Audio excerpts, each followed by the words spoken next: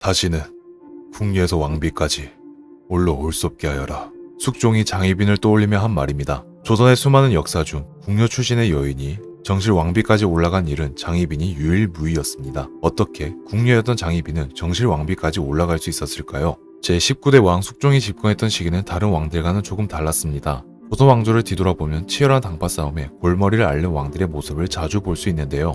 하지만 숙종이 집권하던 조선은 달랐습니다. 숙종의 성격은 워낙 다혈질에다가 냉혹한 면모까지 갖추고 있었기 때문에 신하들이 두려워하는 것은 물론이며 어머니인 명성황후조차도 자신의 아들인 숙종을 감당하지 못했다고 합니다. 오전, 오후, 저녁에 따라 성격이 바뀌니 이를 어찌할 방법이 없다 라고 했으며 이현 왕후에게 감정이 불과 같아 누군가 옆에서 부채질을 한다면 큰 재앙이 될 것이요 라고 했습니다. 그만큼 성격이 걷잡을 수 없다는 것을 알 수 있죠. 또한 숙종은 그러한 자신의 성격을 잘 보여주듯 집권 시기에는 3번의 황국이 있었으며 14살이라는 어린 나이에 왕위에 올랐지만 수렴청정도 없이 친정을 했다는 점에서 숙종이 어떠한 사람인지 잘 보여지고 있습니다. 그리고 무엇보다 부인들을 정치의 희생양으로 이용했다는 점이 그를 역사 속 잔혹한 왕으로 자리잡게 만들었습니다. 하지만 숙종에게도 힘들었던 시기가 있었는데요. 바로 첫 번째 부인이었던 인경왕후가 죽었을 때입니다. 숙종이 11살 되던 해 왕실에서는 서인 출신인 인경왕후를 숙종의 짝으로 맺어주게 됩니다. 명성왕후도 서인 출신이었고 그때 당시 조선 조정은 서인이 집권하고 있었습니다. 시간이 흘러 인경왕후가 2명의 딸을 낳게 되지만 얼마 지나지 않아 두 딸은 모두 죽게 되고 인경왕후마저도 그 당시 무시무시했던 천연도에 걸려 1680년에 20살이라는 나이에 세상을 떠나게 됩니다. 그녀는 성격이 엄격하고 단호해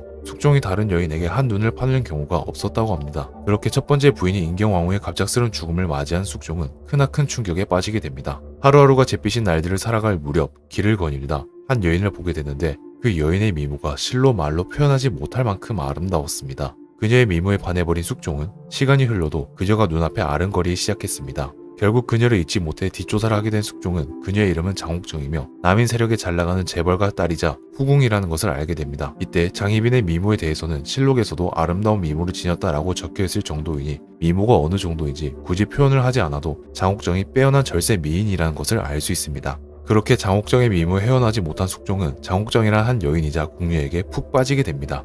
1674년 가빈예송에서 남인이 승리해 조정은 남인이 장악한 상태였습니다. 여기서 가빈예송이란 효종과 효종비에 대한 조대비의 복상 기간을 둘러싸고 일어난 서인과 남인 간의 2차례에 걸친 논쟁이었습니다. 결국 복제는 기년상으로 정해지고 정권은 허적을 비롯한 남인에게 기울었습니다. 그렇게 서인들은 매일같이 칼을 갈며 자신들이 다시 조정을 장악하기만을 기다리고 있었습니다. 하지만 그들에게 더 큰 시련이 찾아오게 되는데 바로 장옥정의 등장이었습니다. 남인 재벌가의 딸이었던 장옥정에는 무서울 게 전혀 없었습니다. 그렇게 남인들의 당당한 기세는 꺾일 기미가 전혀 보이지 않았습니다. 그러던 어느 날 1680년 남인의 기세가 사그라지는 일이 발생합니다. 야사에 의하면 그의 3월 영의정 허적이 조부 허참이 시호를 받은 것을 기념해 잔치를 열었으나 갑작스레 비가 내리자 옷이 젖는 것을 싫어해 궁궐의 유학을 무단으로 가져다 사용했습니다. 아마도 영의정이란 자신의 지위와 국왕의 신임을 믿고 이 같은 행동을 벌였을 걸로 추측이 됩니다. 그러나 이 사사로운 사건은 아주 크게 흘러가기 시작합니다. 숙종도 비가 오는 것을 보고 영의정이 떠올라 그에게 유학을 가져다 줄 것을 명했는데 이미 그가 유학을 멋대로 가져갔다는 사실을 알게 되자 대노하게 됩니다.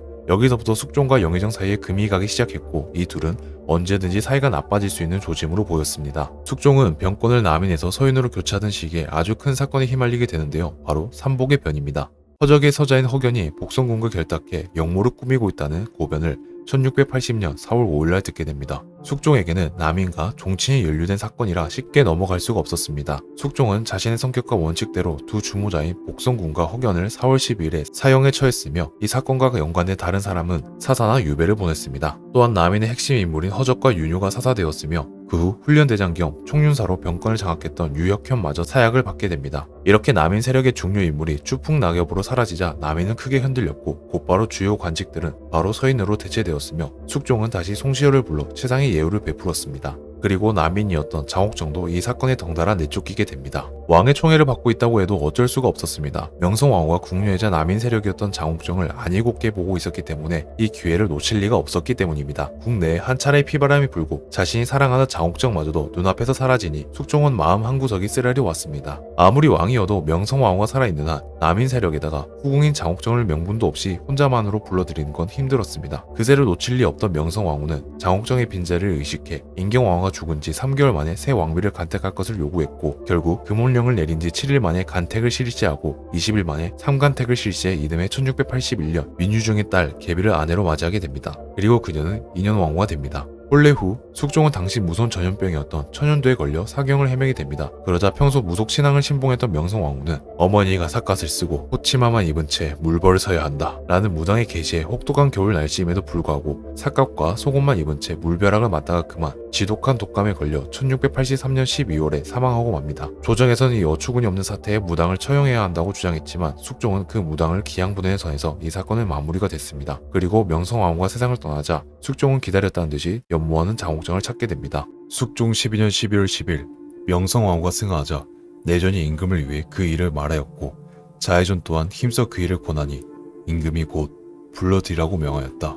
숙종은 명성왕후의 담제를 치르고 대략 2월에서 4월 26일 이전에 장옥정을 궁으로 불러들였습니다. 장옥정은 6년 만에 다시 궁중으로 돌아왔으나 왕실의 웃어른인 장렬왕후의 신임과 숙종의 총애 덕에 그녀의 입지와 위세는 인현왕후와 바로 맞먹을 정도였다고 합니다. 서인이 집권하는 상황에 서인 출신인 인현왕후를 마주쳐도 기세가 꺾이지 않았다고 할 정도이니 장옥정의 당당함과 기세는 금세 조정 안에 퍼지게 됩니다. 그렇다면 장희빈은 얼마만큼이나 기세가 당당했을까요? 어느 날 숙종이 장옥정을 희롱하려고 하자 장씨는 숙종을 피해 내전으로 도망쳐와 제발 나를 살려주십시오 라고 했습니다. 여기서 장옥정은 내전의 기색을 살피고자 이런 짓을 벌였다고 유추되고 있습니다. 서인들에게는 장옥정의 모습이 왕이 나를 찾지 못하고는 못 베기는데 너희들의 심정은 어떠냐 이렇게 생각할 수 있겠죠. 그런 상황에 질투심과 성이 났지만 인현왕후는 장옥정에게 마땅히 정교를 잘 받들라 라는 말을 했다고 합니다. 그러나 시간이 지날수록 장희빈의 태도는 교만함과 공손함을 갖추지 않았으며 웃어른이 불러도 순응하지 않는 장씨의 모습에 결국 내전은 장희빈을 불러 종아리를 때려 벌을 주었다고 합니다. 이때 장옥정은 내전과 서인에 대해 원한을 쌓기 시작합니다.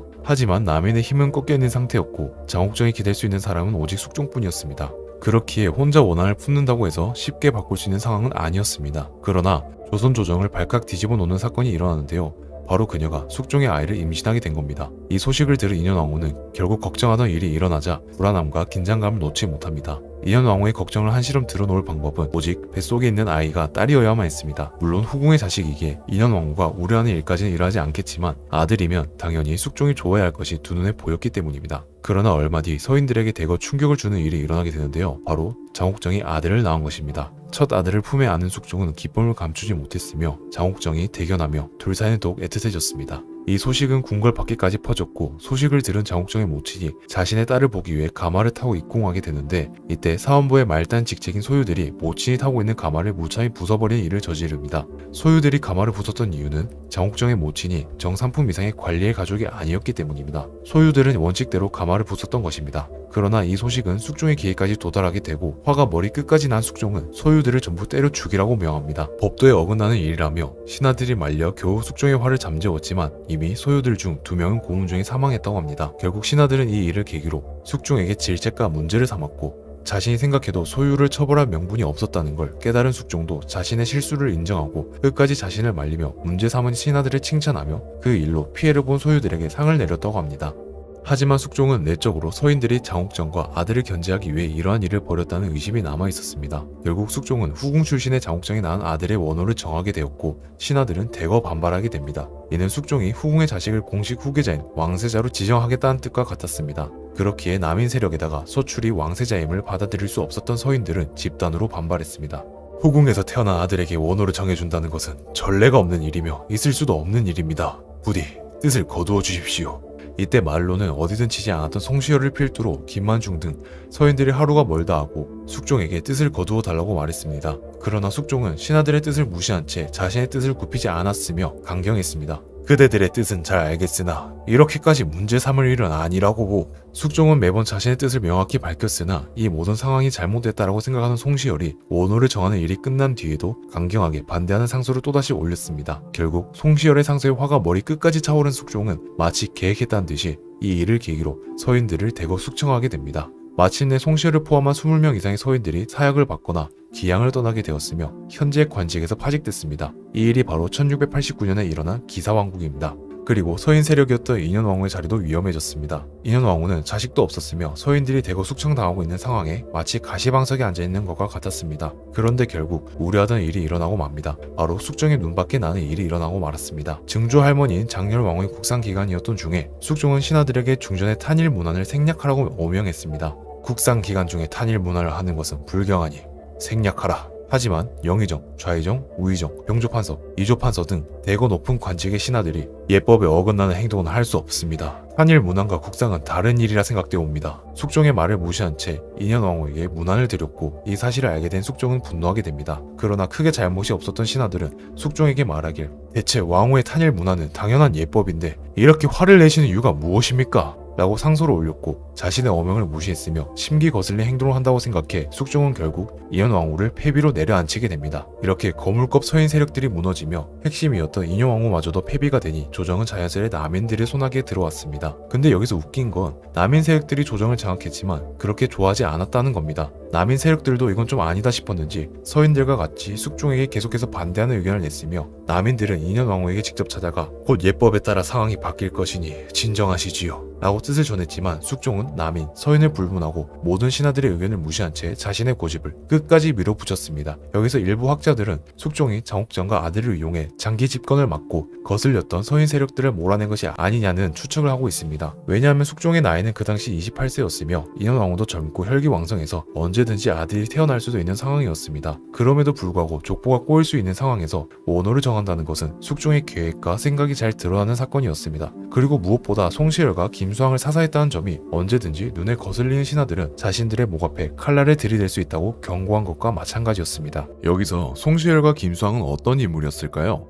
송시열은 효종, 현종의 스승이자 서인 산림의 영수였습니다. 이런 분을 사사한다는 것은 조선의 사상으로서는 힘든 일이었습니다. 그러나 숙종에게는 그것을 떠나 제대로 자신만의 정치를 보여주겠다는 뜻이 더욱 컸습니다. 또한 김수항은 병자호란이 일어나자 끝까지 충절을 지킨 대사은 김상원의 손자였습니다. 심지어 1680년에 서인이 집권하게 되면서 강원도 철원에 있던 김수항은 생각지도 못한 영의정에 임명되어 급하게 수도로 들어왔다고 합니다. 그런 그가 들어온 지 9년 만에 기사왕국으로 피를 보게 되고 진도로 유배까지 떠나 결국 그 자리에서 죽음을 맞이하게 됩니다. 근데 여기서 재미있는 점은 숙종은 세자 시절부터 송시열이 달갑게 느껴지지 않았다는 겁니다. 그러나 단순히 송시열이 마음에 들지 않는다고 해서 손쉽게 건드릴 수 있는 인물은 아니었습니다. 그랬기에 간간히 기회를 엿봤으며 명분이 생기기를 기다렸습니다. 제 아무리 한 나라의 왕이라도 눈치가 보였다는 거죠. 여기서 숙종은 송시열을 사사함으로써 왕권 강화의 목표도 있었겠지만 세자 책봉을 반대하는 상소문에 의한 보복적인 감정도 있었습니다. 송시열을 제주도로 유배 보내자 송시열을 믿고 따르던 유생들과 신하들이 하루가 멀다 하고 상소문을 올렸습니다. 끊임없는 상소문에 스트레스를 받던 숙종은 결국 그 상소를 올린 사람들을 모두 유배를 보내버립니다. 그러나 그럼에도 불구하고 송시열에 관한 상소문은 끊임없이 올라왔습니다. 이에 화가 머리끝까지 난 숙종은 송시열을 불러다가 국문을 하기로 결심합니다. 그 멀었던 제주도에서 송시열을 다시 불렀습니다. 한양으로 돌아가던 송시열은 이때 생각지도 못한 일을 경험하게 됩니다. 한양으로 올라오는 길 중간마다 그를 따르는 추종자들이 합세해 길을 같이 했으며 그 소문이 퍼지고 퍼져 송시열의 뜻을 이어가는 사람들이 합세해 송시열을 따르는 이가 대략 500명이 넘었다고 합니다. 그러나 이 소식을 달갑게 여기지 않는 한 사람이 있었는데 바로 숙종이었습니다. 가뜩이나 송시열에 관한 상소문으로 스트레스인데 송시열이 500명의 추종자와 함께 한양으로 오고 있다는 소식은 숙종에게 좋지 않은 소식이었습니다. 이들이 뭉쳐서 또 어떻게 돌변할지 모르기 때문이죠. 결국 작은 불씨가 더 커지기 전에 꺼버려야 한다고 생각한 숙종은 전라도 정읍에 있던 송시열에게 사약을 보내 그를 사사시켜버리고 말았습니다. 그렇게 서인의 영수였던 송시열의 길었던 인생이 허무하게 끝나고 말았습니다. 송시열이 죽자 서인은 도미노처럼 무너졌으며 저절로 남인은 미남을 중심으로 권력을 잡게 됩니다. 하지만 남인도 그렇게 오래가지 못했는데요. 기사왕국에서 정확히 5년 뒤 1694년 갑술왕국이 일어나게 됩니다. 음력 3월 23일 우의정 미남이 한 밀고를 받게 됩니다.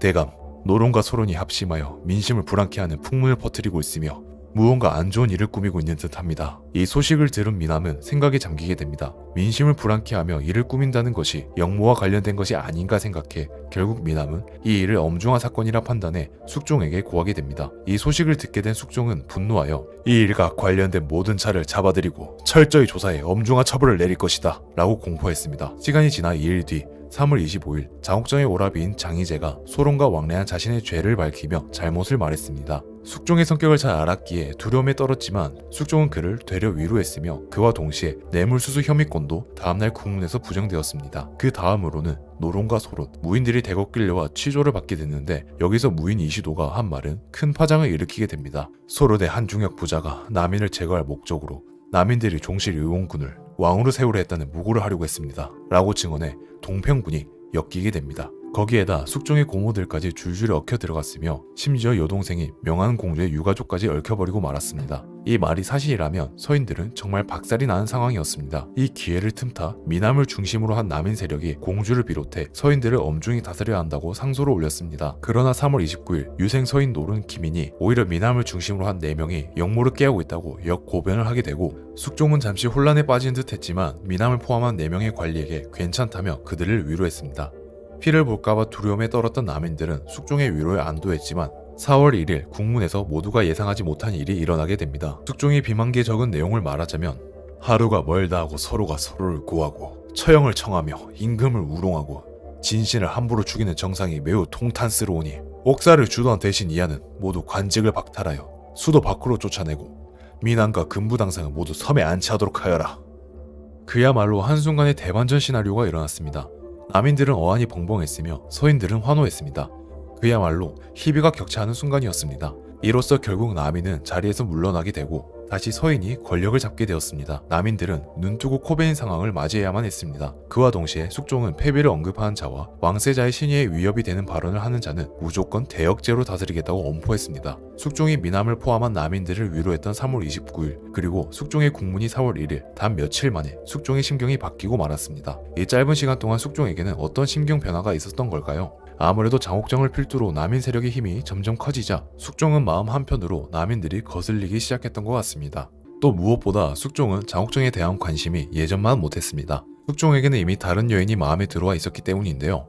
바로 후궁 최씨였습니다. 후궁 최씨는 훗날 쑥빈 최씨로서 바로 영조의 무한한 콤플렉스였던 영조의 모호였습니다. 후궁 최씨는 궁중에서 허드렛 일을 하는 무수리 출신이었습니다. 후궁 최씨는 7살 때 무수리로 궁에 들어와 인현왕후를 섬기며 궁궐 생활을 했으나 인현왕후가 폐출되고 장옥정이 왕비가 되자 그녀에게 모진 구박을 했다고 합니다. 그러다 어느 야심한 밤에 숙종이 걸 내를 걷다가 한 여인이 방에 불을 켜놓고 기도를 하는 모습을 보고서 호기심이 생겨 다가가게 됩니다. 후궁 최씨에게 다가가 무엇을 하고 있는지 묻자 제가 한때 인현왕후를 모신 적이 있어 마침 오늘이 생일이시라 기원을 올리고 있었습니다. 그 말에 기특하다고 느낀 숙종은 그렇게 숙빈 최씨에게로 마음이 갔습니다. 또 다른 이야기는 최씨가 어느 날 밤 홀로 바느질을 하고 있었는데 마침 숙종이 그곳을 지나가다가 그만 최씨의 뒤태가 아름다워 그 자리에서 그녀를 불렀다고 합니다. 아무튼 숙종이 후궁 최씨에게 빠지게 된 것은 사실이었습니다. 숙종의 사랑을 받지 못하자 질투심에 가득 찬 장옥정이 회임한 숙빈 최씨를 잔혹하게 매질했다는 일화가 있는데 이것은 과장된 것이며 회초리로 손바닥이나 종아리를 때린 정도였다고 합니다. 장희재에게 괜찮다며 독려했던 숙종은 그해 4월에 장희재를 직권남용이라는 죄를 물어 관직을 박탈하고 그를 한양 밖으로 추방했습니다. 그러는 동시에 패비 민씨의 서궁을 당장 옮기고 호위를 붙여서 늠료도 내려주었으며 보기를 확정시키겠다는 명을 구했습니다. 결국 1694년 4월 12일 삼불거를 언급하며 인현왕후를 복위시켰으며 국내에 왕비가 두릴 수 없다는 이유로 숙종은 장옥정을 후궁의 지위인 휘빈으로 격하하게 됩니다. 하지만 여기서 소론들은 결사반대를 합니다. 인현왕후의 복위보다는 별궁으로 모셔 남은 여생을 편안하게 보낼 수 있게 예우만 갖추면 된다고 주장했으며 장옥정이 왕후가 되는 것이 옳다라고 생각했기 때문입니다. 그러나 숙종은 전혀 제 뜻을 굽히지 않았습니다. 결국 참다 못한 소론 중신들은 사직서를 쏟아내기 시작했습니다. 심각한 상황이란 걸 느낀 숙종은 자신의 뜻을 한 수 접으려던 찰나 4월 17일 서인 소론의 영수 남구만이 이 일을 극적으로 중지시켰으며 또한 이듬해 1695년에는 1689년 기사황국대 죽거나 유배지에 간 송시열, 김수왕, 김숭 등의 관직이 다시 회복되었습니다. 그러나 반대로 인현왕후의 복위를 주도했던 사람들은 사면당하거나 죄인 대우를 받는 일이 일어났습니다. 계속해서 소론들은 장옥정이 다시 희빈으로 격화된 것이 옳지 못하다며 새로운 자기를 만들어줄 것을 청했으며 그녀를 동등히 높이거나 왕후의 호칭을 사용하기도 했습니다. 그렇지만 그들의 노력이 물거품이 되어버리는 순간이 찾아왔는데요. 1701년 무고의 오계라는 사건이 벌어지게 됩니다. 이 일은 길고도 길었던 황국과 사랑 싸움의 종지부를 찍는 사건이 됩니다. 희빈으로 격화되자 장씨가 분노에 차 취선당 서쪽에 신당을 설치하여 인현왕후를 저주하고 자신이 다시 중궁으로 복위하기를 기도했다는 증언을 숙빈 최씨가 발고하게 됩니다. 인현왕후는 시간이 지날수록 갈수록 양쪽 다리가 붓고 통증이 심했으며 다리에서부터 전신으로 경련이 일어났으며 결국 복위 8년 후인 1701년 8월 14일 승하하고 말았습니다. 인원왕후가 죽기 전 한 말에 따르면 궁중법도에 따르면 후궁초소에 속한 궁녀들이 내전에 드나들 수가 없는데 장희빈의 궁녀들이 내전을 수시로 출입하였으며 창에 구멍을 내서 동태를 엿보는 등의 잘못을 저질렀습니다. 지금 이렇게 몸이 아프니 사람들이 말하기를 반드시 빌미가 있다고 하는데 저 또한 이 상황이 의심스럽습니다. 라는 기록도 있습니다. 결국 대신들의 큰 비난과 장희빈을 엄중히 다스려야 한다는 목소리가 커졌으며 결국 숙종은 장희빈에게 스스로 자결하도록 권했습니다. 하지만 장희빈은 억울하다며 자기 아들의 병을 낫기 위해 기도를 드리는 공안이었을 뿐이라고 반론하지만 이미 숙종의 두 귀와 눈은 다친 지 오래였습니다. 결국 숙종은 장희재와 동평군의 장씨 일파를 국문하여 처형시켰으며 1701년 10월 8일 그렇게 죽고 못 살았던 장희빈에게 자결을 하라고 말을 건넸습니다. 그렇게 장희빈은 억울한 눈물로 소복을 적시며 자결을 택했습니다. 그 뒤에는 노론과 소론의 갈등이 있었지만 결국 서인이 주도하면서 이 황국의 난은 종결하게 됩니다. 여담으로 장희빈이 사약을 받은 자리에서 과격하게 거부하며 왕세자를 만나게 해달라며 저항을 부렸다고 합니다. 그래서 왕세자를 데려다 주니 일시 왕실의 대를 끊어버리겠다며 왕세자의 생식기를 훼손시켰다는 일화가 있는데 이 이야기는 거짓입니다. 그리고 장희빈의 공식적인 사망일은 10월 10일로 되어 있습니다. 승정원 일기의 기록에 의하면 10월 9일날 장희빈을 구면해달라는 상소가 올라왔으나 그 이후에는 숙종이 장희빈이 죽었으니 장례를 준비하라는 말만 있었다고 합니다. 장희제는 10월 29일 한양으로 압송돼 복주당했으며 11월에 벌이 부족하다는 노론의 주장으로 시체가 능지처사되었으며 후궁에서부터 왕비까지 올라갔던 파란만장했던 장옥정의 기록도 여기서 끝이 나게 됩니다. 장희빈이 악녀로 묘사되는 경우가 많은데 역사는 승자의 기록에 의하고 패자는 승자를 빛내기 위한 수단이 될 수밖에 없습니다. 그렇게 우리가 현실에서 보는 장희빈의 기록은 그때 당시와 다를 수가 있습니다.